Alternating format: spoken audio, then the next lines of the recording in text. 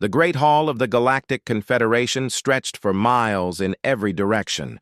Thousands of beings from hundreds of different worlds filled the space.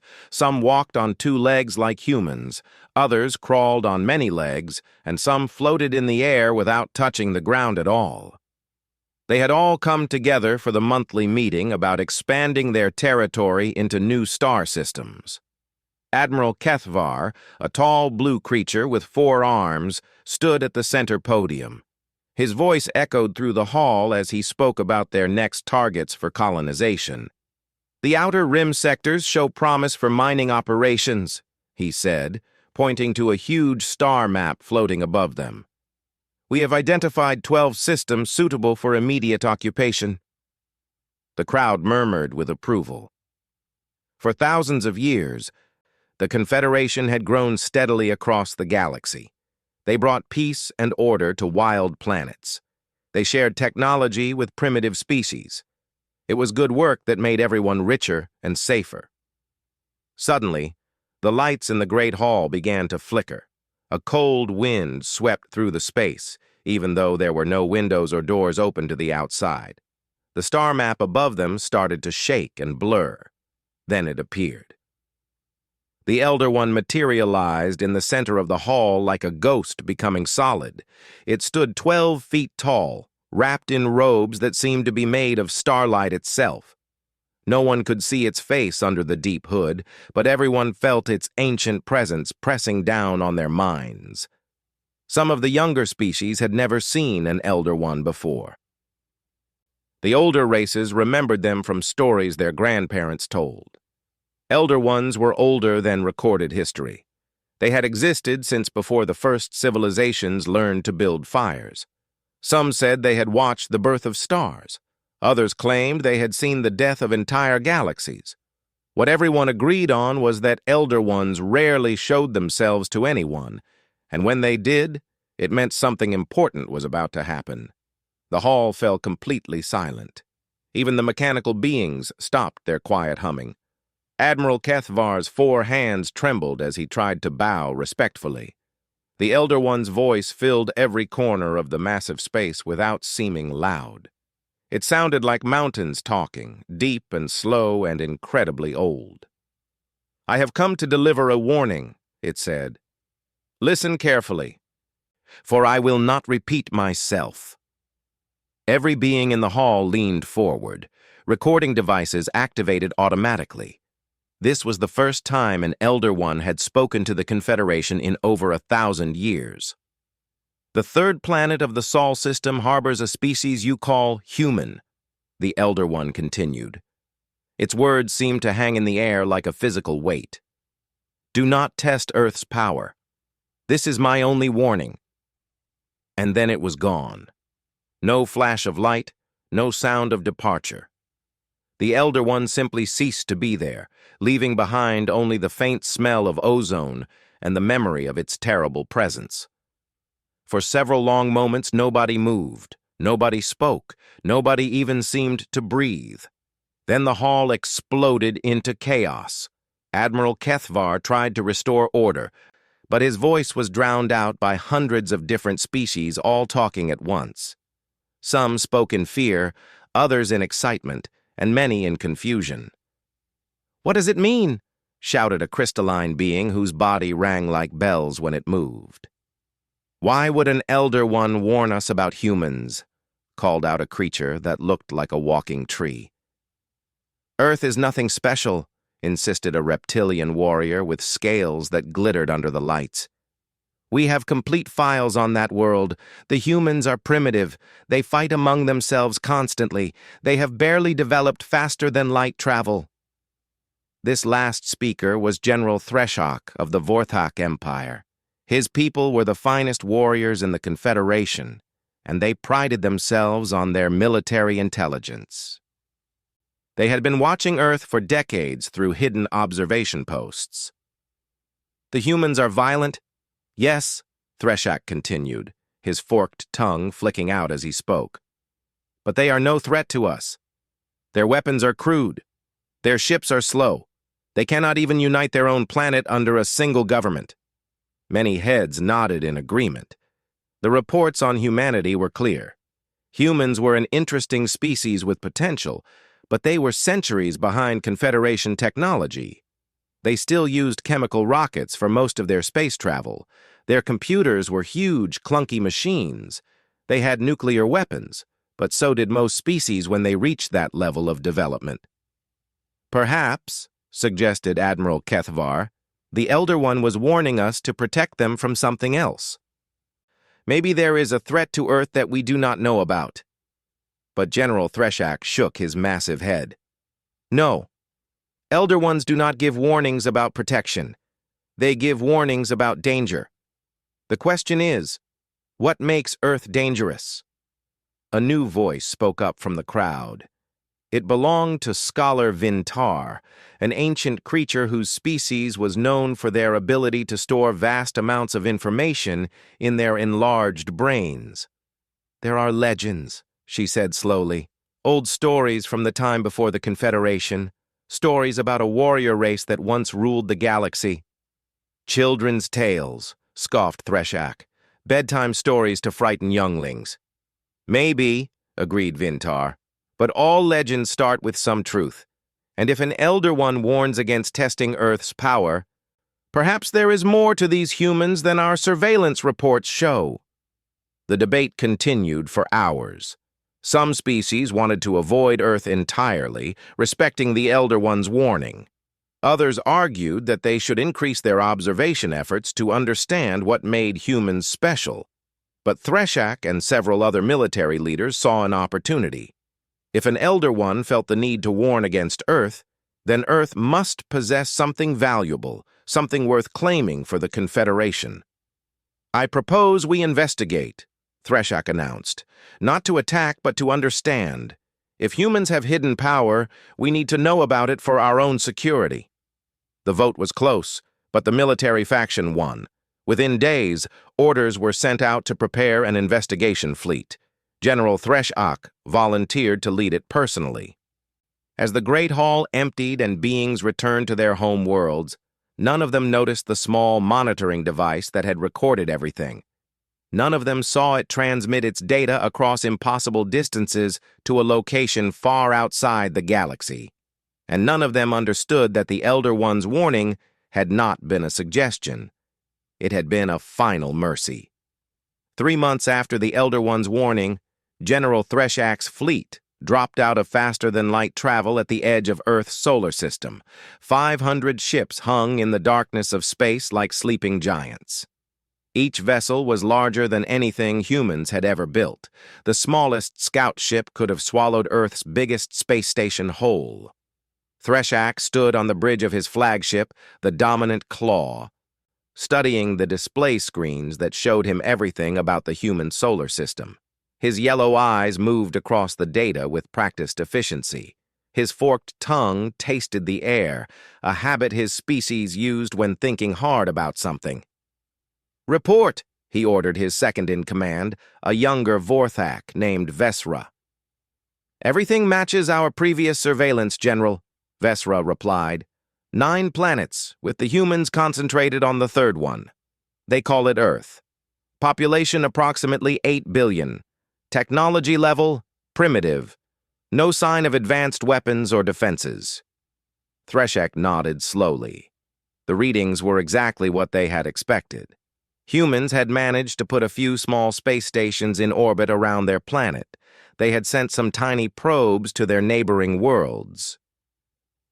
But compared to Confederation technology, it was like comparing a stone axe to a plasma cannon. "What about their military capabilities?" Threshak asked. "Limited to chemical explosives and basic nuclear weapons," Vesera reported. "Their space force consists of approximately 200 small vessels, most of which appeared to be designed for cargo transport rather than combat. General, I must ask again, why are we here? These humans pose no threat to a single one of our ships, let alone the entire fleet." It was a good question. Threshak had been asking himself the same thing during the long journey to Earth. Every piece of evidence said that humans were exactly what they appeared to be, a young, primitive species that was barely starting to explore space. Yet an Elder One had specifically warned against testing their power. "Perhaps," Threshock said quietly, "that is exactly what we are here to find out." The fleet moved deeper into the solar system, passing the outer planets without trying to hide their presence. Human detection systems would have spotted them by now. Threshock wanted to see how the humans would react to the arrival of an obviously superior force. The answer came faster than expected. "General," called out the communications officer, "we are receiving multiple transmissions from the human world. They are broadcasting on all frequencies." "Put it through," Threshock ordered. The main screen flickered, and suddenly, the bridge of the dominant claw was filled with the image of a human. Threshock had seen humans before in surveillance recordings, but this was his first time seeing one speak directly to him. The human appeared to be male, with gray hair and deep lines around his eyes that suggested either age or stress. He wore a dark blue uniform with small metal decorations on his chest. Behind him, Threshock could see other humans moving around what looked like a military command center. "This is Admiral Chen of Earth Defense Command," the human said in a voice that was surprisingly steady. "You are entering human space without permission. State your intentions." Threshock almost laughed. Human space? This single species claimed ownership of an entire star system when they had barely managed to travel to their own moon. It was like an insect claiming ownership of a forest. "Human Admiral," Threshock replied, making sure his voice carried the proper amount of authority. "I am General Threshock of the Vorthak Empire, representing the Galactic Confederation. Your species has been selected for integration into our society. Prepare for immediate surrender of all military assets and governmental authority." He expected fear. He expected pleading. He expected the humans to ask for mercy or time to consider their options. Instead, Admiral Chen's face hardened into an expression that Threshock had only seen on the faces of his own warriors when they were about to charge into battle. "General Threshock," the human said slowly, "let me make something very clear to you. Earth does not surrender. Earth does not submit. And Earth does not bow to anyone or anything. So here is my official response to your demand. Go to hell." The transmission ended. Threshock stared at the blank screen for several long moments. Around him, his bridge crew exchanged confused glances. Vesra's mouth hung open in shock. "Did that primitive creature just—" Vesra began. "Yes," Threshock said.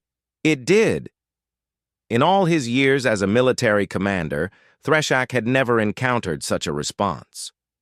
Most species, when faced with overwhelming force, tried to negotiate. They offered tribute or asked for terms of surrender. Even the most warlike races usually wanted to know what would happen to their civilians.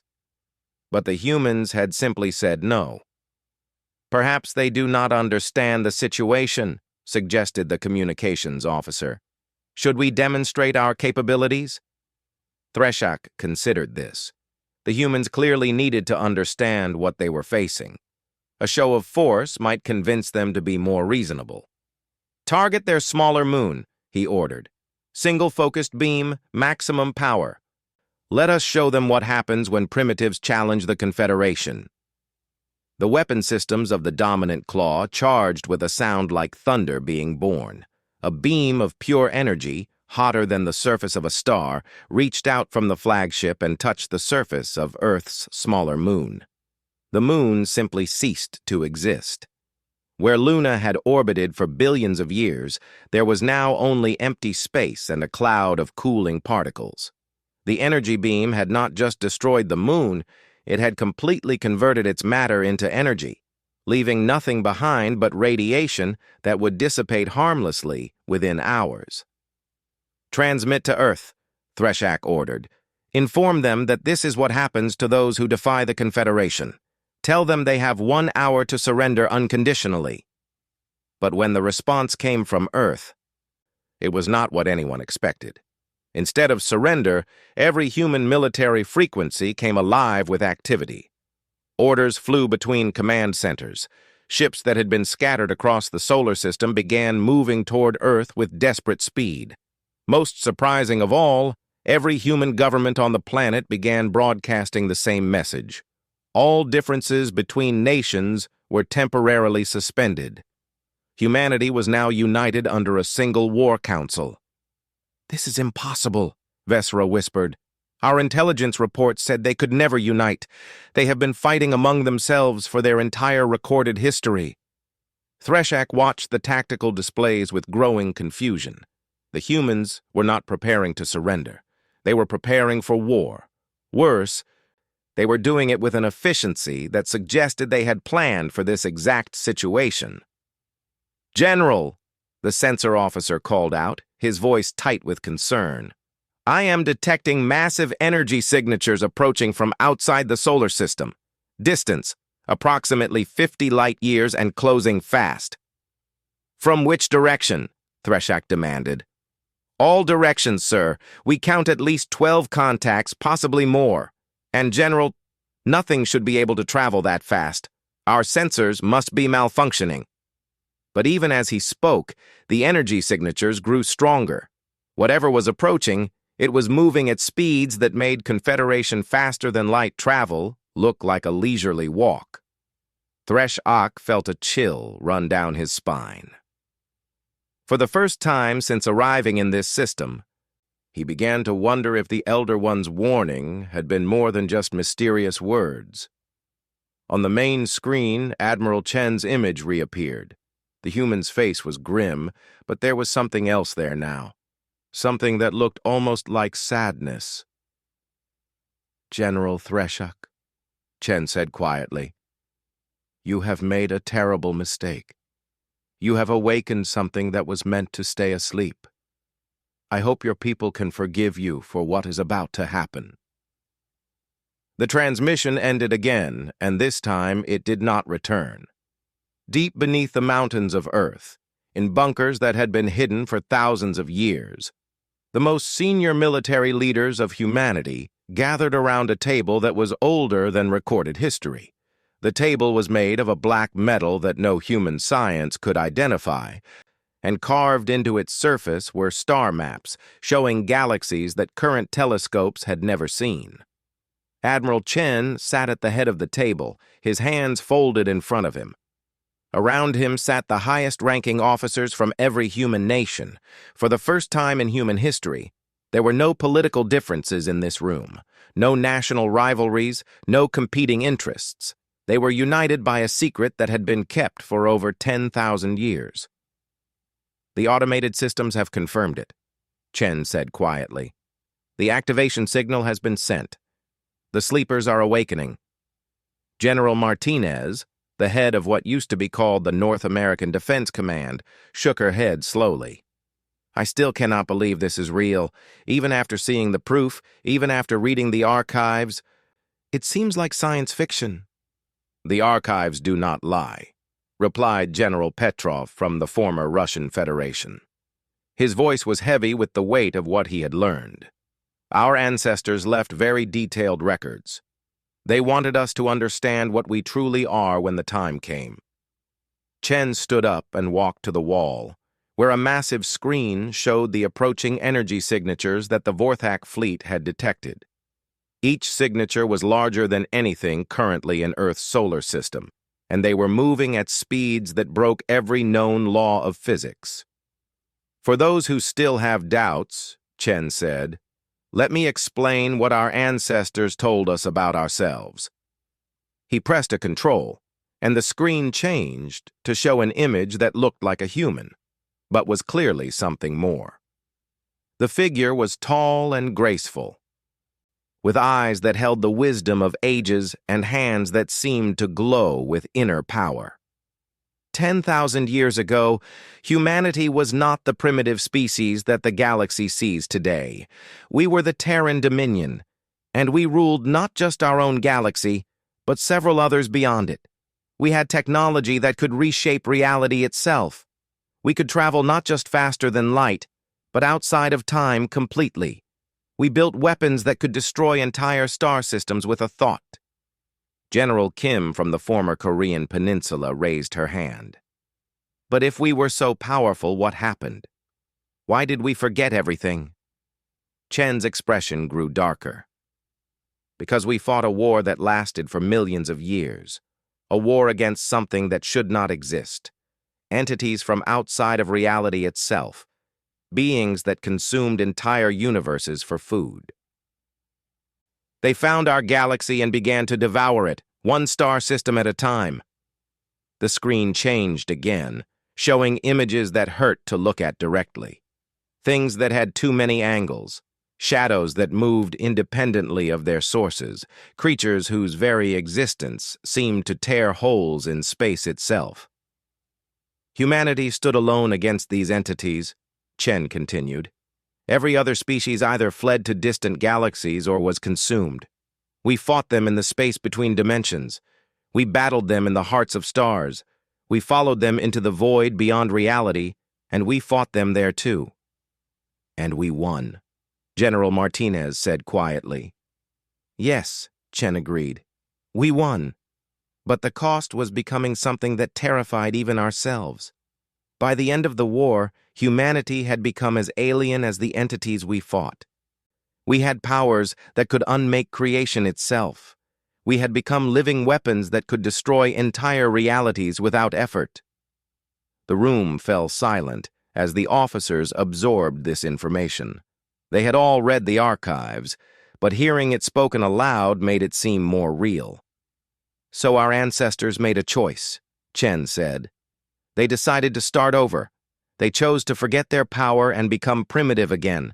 They scattered themselves across the galaxy, wiping their own memories and beginning fresh as simple, peaceful beings who would slowly rediscover technology through natural development. But they left safeguards, General Petrov added. Automated fleets hidden in the void between galaxies, programmed to activate only if their descendants were threatened with extinction. And they left us the archives so that when the time came, we would understand what we really are. Chen nodded. Earth was chosen as the main colony world because it was so far from the galactic center that no one would think to look for us here. We were meant to be forgotten, to live peaceful lives as farmers and builders and dreamers. The old warriors went into stasis aboard the automated fleets, choosing to sleep until they were needed again.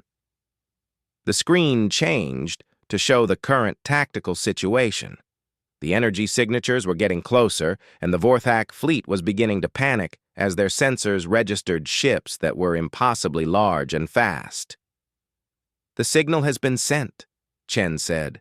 For the first time in 10,000 years, the old warriors are waking up, and they remember everything that we forgot. General Martinez leaned forward. What happens now? Chen's smile was not pleasant. Now the galaxy learns why our ancestors chose to hide rather than rule. The Vorthak think they are facing primitive humans with crude weapons. Instead, they are about to meet the beings who taught the universe what war really means. On the screen, the first of the automated dreadnoughts dropped out of faster-than-light travel at the edge of the solar system. It was a ship the size of a small moon, built from materials that absorbed light instead of reflecting it. Its hull was covered with weapons that had no names in any current language, and its engines burned with the captured fire of dead stars. More ships appeared, dropping into reality like nightmares becoming solid. Each one was different. Built for a specific purpose in a war that had lasted longer than most civilizations had existed. Some were shaped like vast spears designed to pierce the heart of enemy fleets. Others looked like geometric puzzles that hurt to look at, their purposes hidden behind angles that normal minds could not understand. But the most terrifying thing about the fleet was not its size or its weapons. It was the absolute silence that surrounded it. These ships moved through space without any of the energy signatures or communication chatter that normal fleets produced. They were the tools of beings who had learned to fight enemies that could track any form of energy or thought. The sleepers are awake, Chen said quietly. and they are very, very angry. On the main tactical display, the Vorthak fleet was already trying to retreat. But their ships moved like insects compared to the approaching dreadnoughts. General Threshak's proud armada, which had seemed so overwhelming just hours ago, now looked like toys scattered across a battlefield where giants were about to fight. The first dreadnought reached the outer edge of the Vorthak formation and simply stopped. No weapons fired, no demands for surrender were issued. It just waited, like a predator studying its prey. Then a voice spoke across every communication channel in the solar system. It was human, but not like any human voice that currently lived on Earth. It carried the weight of eons and the cold patience of something that had learned to measure time in the depths of galaxies. "You have threatened the children," the voice said simply. "This was unwise." And for the first time since the war began, General Threshak understood that his fleet was not the hunter. It was the prey. General Threshak stared at the main display screen on his flagship, trying to understand what his sensors were telling him. The human dreadnought had appeared inside his formation without any warning. One moment there had been empty space, the next moment there was a ship the size of a moon sitting among his vessels like a wolf in a sheep pen. "How did it get past our detection grid?" he demanded. His sensor officer, a nervous Vorthak named Kesselin, ran his clawed hands over his instruments in confusion. "General, according to our equipment, that ship does not exist. Even though we can see it, even though it is right there, our sensors insist that there is nothing but empty space." "That is impossible," Threshak growled. "Yes, sir. It should be impossible, but this entire situation should be impossible." The voice that had spoken across all communication channels belonged to something calling itself the Guardian of the Second Fleet. It had identified itself as Commander Thorn, formerly of the Terran Dominion Defense Force. The way it spoke made Threshak's scales itch with unease. There was something in that voice that reminded him of the way his own species sounded when they were hunting something small and helpless. "Open a channel," Threshak ordered. "Let me speak to this Commander Thorn." The main screen flickered, and suddenly, Threshak found himself looking at a human face. But this was not like the humans he had seen before. Commander Thorn appeared to be a woman with short silver hair and eyes that seemed to hold the light of distant stars. Her skin had a faint luminescent quality, as if she was lit from within by some inner fire. When she spoke, her voice carried harmonics that made Threshak think of music played on instruments that no longer existed.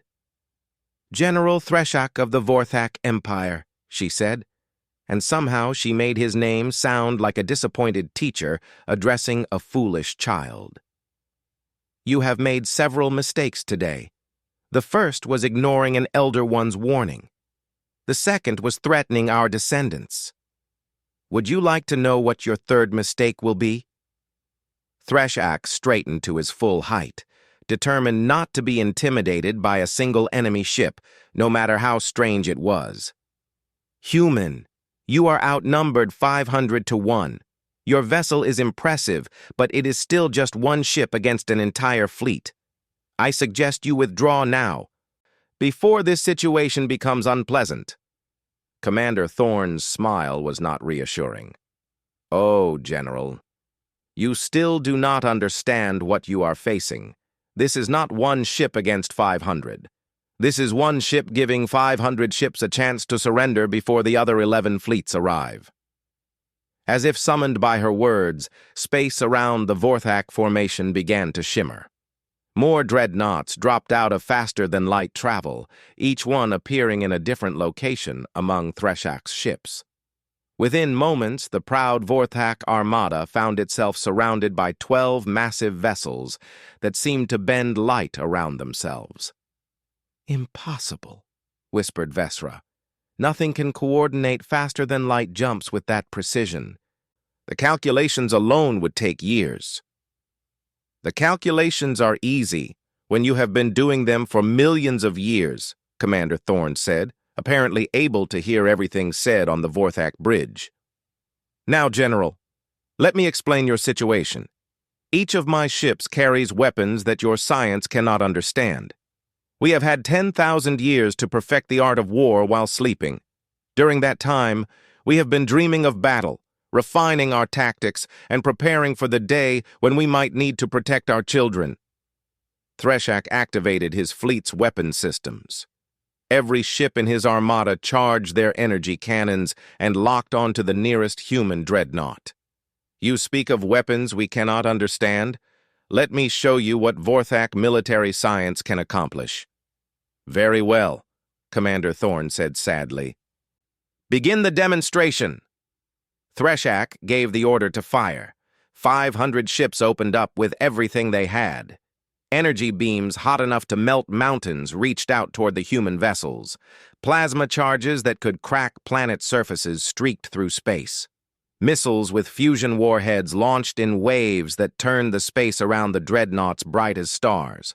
For several moments, the area around each human ship was filled with explosions and energy discharges that would have destroyed any normal vessel. The light was so bright that the Vorthak fleet's sensors had to dim their screens to prevent damage. When the light faded, all 12 dreadnoughts hung in space exactly where they had been before. Not one of them showed any sign of damage. In fact, they did not seem to have been affected at all. Your turn, Commander Thorne said. What happened next was not a battle. It was a lesson in the difference between fighting and warfare. The dreadnought nearest to Threshak's flagship did not fire any visible weapon. Instead, space around 3 Vorthak cruisers simply changed. The ships did not explode or burn or break apart. They simply stopped existing. One moment they were there, the next moment there was empty space where they had been. Not even debris remained. Another dreadnought demonstrated a different technique. A beam of something that was not quite light and not quite energy touched a Vorthak destroyer. The ship began to age rapidly, its hull corroding and its systems failing as thousands of years passed in seconds. Within moments, it crumbled to dust that scattered in the solar wind. A third human vessel showed its power by reaching out with invisible force and gently crushing a battleship into a perfect sphere of compressed metal, as if a giant invisible hand had squeezed it like soft clay. "Stop!" Threshak roared into his communications system. "We surrender!" The demonstrations ceased immediately. Commander Thorne appeared on his screen again, and now her expression was genuinely sad. "General, your species has potential. You fight with honor, and you care about your people. That is why I am offering you something we rarely give, a choice." "What choice?" Threshak asked, his voice barely above a whisper. "Half of your fleet may leave now," she said. "They will carry word back to the Confederation about what they have seen here. They will tell the galaxy that Earth is under the protection of forces that predate their civilization by millions of years. The other half will remain here to learn why threatening humanity's children was a mistake they will never repeat." Threshak looked around his bridge at his terrified crew. These were the finest warriors of the Vorthak Empire, beings who had never shown fear in the face of any enemy. Now they stared at their instruments in shock, trying to understand how their most powerful weapons had been completely useless. "And if I refuse this choice?" Threshak asked. Commander Thorne's smile returned, but this time it held no warmth at all. "Then you will discover what happened to the entities that once tried to devour this galaxy. They also refused to listen to reasonable offers." Through his tactical displays, Threshak could see his fleet commanders frantically sending him messages. Some begged him to accept the offer, others wanted to fight to the death rather than face the shame of retreat. A few simply asked for permission to surrender individually. "How long do I have to decide?" he asked. "You have already decided," Commander Thorne said gently. "Your thermal signatures show that half your ships are already preparing for faster-than-light jump. Your commanders know that survival sometimes requires difficult choices." She was right. As Threshak watched, Half his fleet began moving away from Earth's solar system. The human dreadnoughts made no move to stop them. They simply watched as 250 Vorthak ships disappeared into faster-than-light travel, carrying news of their defeat back to the Confederation. "What happens to the ships that remain?" Threshak asked. "They will be treated as prisoners of war," Commander Thorn replied. "They will be kept safe and comfortable while they wait for the galaxy to decide how to respond to what has happened here. Some may choose to stay and learn from us. Others will eventually be allowed to return home with a full understanding of what they face today." Threshak looked at his remaining ships, then back at the human commander. "And what about me?" "You, General, have the honor of being the first enemy commander to face awakened humanity and survive the experience. That makes you historically significant. I suggest you use that significance wisely." As the remaining Vorthak ships powered down their weapons and prepared for capture, Threshak realized that the Elder One's warning had not been a threat. It had been an attempt to save them from waking something that had chosen to sleep for everyone's benefit. Now the galaxy would have to live with the consequences of not listening. The news of the Vorthak fleet's destruction traveled across the galaxy faster than light itself. Within hours of the survivors reaching Confederation space, every major species knew what had happened at Earth. The most powerful military force in galactic history had been defeated not by an army, but by 12 ships, crewed by awakened human ancestors. The Great Hall of the Confederation was packed beyond capacity. Representatives from 1,000 worlds had come to witness the emergency session. Fear filled the air like a living thing. The same species that had voted to investigate Earth now faced the possibility that they had awakened something that could destroy their entire civilization. Admiral Kethvar stood at the central podium, his 4 hands trembling as he tried to maintain order. Reports kept coming in from across the galaxy. More human dreadnoughts were being spotted in distant systems, not attacking, but simply watching. It was as if ancient guardians were taking position to protect something precious. "Order!" Kethvar called out, but his voice was lost in the chaos of 1,000 different species all talking at once. Then the lights began to flicker. The cold wind swept through the hall again, and every being fell silent. They knew what was coming. The Elder One materialized in the center of the chamber, but this time it did not stand alone. Beside it appeared the translucent image of Commander Thorn, her silver hair gleaming in the strange light that surrounded both figures. The Elder One lowered its hood for the first time in recorded history. The face beneath was human, but ancient beyond measure. Its eyes held the weight of eons, and when it spoke, its voice carried the authority of someone who had commanded fleets when the current galactic civilizations were still learning to make fire. "I am General Harrison Kane," the Elder One said, "former Supreme Commander of the Terran Dominion Defense Force. I have served as your guide and protector for 10,000 years, watching over this galaxy while my people slept." A wave of shock ran through the assembly. The Elder One was human. The mysterious ancient being that had advised their civilization since its beginning was one of the very creatures they had just threatened.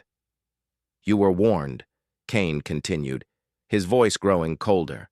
"I told you not to test Earth's power. I did not give this warning as a threat. I gave it as a final act of mercy from a species that chose peace over dominion." Scholar Vintar, her enlarged brain working frantically to process this revelation, raised one of her appendages. "General Kane, if your people were so powerful, why did you hide? Why did you let us believe humans were primitive?" Kane's ancient eyes focused on her with something that might have been approval. "Because, Scholar, true power is knowing when not to use it. My people fought a war that lasted millions of years. We defeated enemies that could devour entire realities. In the process, we became something that terrified even ourselves." The image of Commander Thorn stepped forward. "We had weapons that could unweave the fabric of space itself. We could travel through time as easily as walking across a room. We could reshape matter with our thoughts and command the forces that held atoms together. But power like that changes you, Kane continued. By the end of the war, humanity was no longer the species that had begun the fight. We had become living weapons, beings of such terrible might that our very presence could tear holes in reality. When the war ended, we faced a choice: rule the galaxy through fear, or choose to become something better. The hall was completely silent now. Even the mechanical beings had stopped their quiet humming. "So we chose exile," Kane said. "We chose to forget our power and start over as a peaceful species. We scattered ourselves across distant worlds and began again as farmers and builders and dreamers. Most of us went into stasis aboard automated fleets hidden beyond the galactic rim, dreaming of the day when we might be needed again." Admiral Kethvar found his voice. "But why? Why give up such power?" "Because," Commander Thorne answered, "true strength is protecting, not conquering. We had seen what happened when power was used for its own sake. We had fought entities that consumed everything they touched, simply because they could. We decided that our role was to be guardians, not rulers." Kane raised one hand, and suddenly the air in the hall filled with images, star maps showing the current galaxy, but also maps of what lay beyond it. In the darkness between galaxies, things moved that hurt to look at directly. The entities we fought 10,000 years ago were not destroyed, Kane said quietly. They were driven back, but they still exist in the void between realities. They wait for signs of weakness, for moments when a galaxy's defenders are divided or unprepared. The images showed other galaxies distant and beautiful, but something was wrong with them. Dark patches spread across their spiral arms like a cosmic disease. "3 galaxies have already fallen while we slept," Commander Thorne reported. "The entities have learned from their defeat here. They have become more patient, more careful. When they return to this galaxy, they will be stronger than before." General Threshak, who had been brought to the emergency session as the only surviving witness to humanity's true power, stood up slowly. "Are you saying that Earth's power is all that stands between us and these entities?" "No," Kane replied. "I am saying that Earth's children are the galaxy's best hope for survival when the entities return. But they cannot protect a galaxy that is divided against itself. They cannot guard a civilization that wastes its strength on petty conflicts and territorial disputes." The meaning was clear. The Confederation faced a choice: accept humanity as their protectors, or face the return of cosmic horrors without their help. Scholar Vintar spoke first. "What do you propose?" Kane gestured, and the images in the air changed to show a new star map. At its center was Earth's solar system, marked with symbols of protection and authority. "The Galactic Confederation will be dissolved," Kane announced. "In its place, we propose the Terran Protectorate. Earth will serve as the capital world, and humanity's awakened guardians will take responsibility for defending all member species against threats from beyond the galaxy." "And if we refuse?" asked a crystalline being whose body chimed with nervous energy. Commander Thorne's expression grew sad. "Then you will face the return of the entities alone. My people will withdraw to the void between galaxies and await the birth of whatever civilization grows from the ashes of yours." The vote was unanimous. Within days, the transformation began. Confederation ships arrived at Earth carrying representatives from every member species. The automated human dreadnoughts took positions throughout the galaxy, their ancient crews awakening from stasis to resume their eternal watch. On Earth itself, humans began to remember who they truly were. Not all chose to embrace their heritage. Many preferred to remain farmers and artists and teachers. But enough accepted their role as guardians to crew the awakening fleets. General Kane established his headquarters in the same mountain bunkers where Earth's military leaders had hidden their ancient secrets. From there, he coordinated the defense of a galaxy with the patience of someone who had been doing the same job for 10 million years. And in the deepest vaults beneath those bunkers, behind locks that could only be opened by beings who remembered the old wars, sealed archives waited. Records of battles fought in dimensions that no longer existed, maps of entities that moved between realities like sharks through water, plans for weapons that could crack the foundations of existence itself. The archives remained closed for now. The galaxy was at peace under humanity's protection, and the entities remained in the void where they had been driven so long ago. But Kane checked the seals on those vaults every day because he remembered what the old enemy looked like when it was hungry. And he knew that somewhere in the darkness between galaxies, ancient and terrible things were stirring, testing the boundaries of reality with claws that could tear through the walls between worlds. The Elder One had given a single warning about Earth's power. Now the galaxy would discover whether that power was enough to survive what was coming.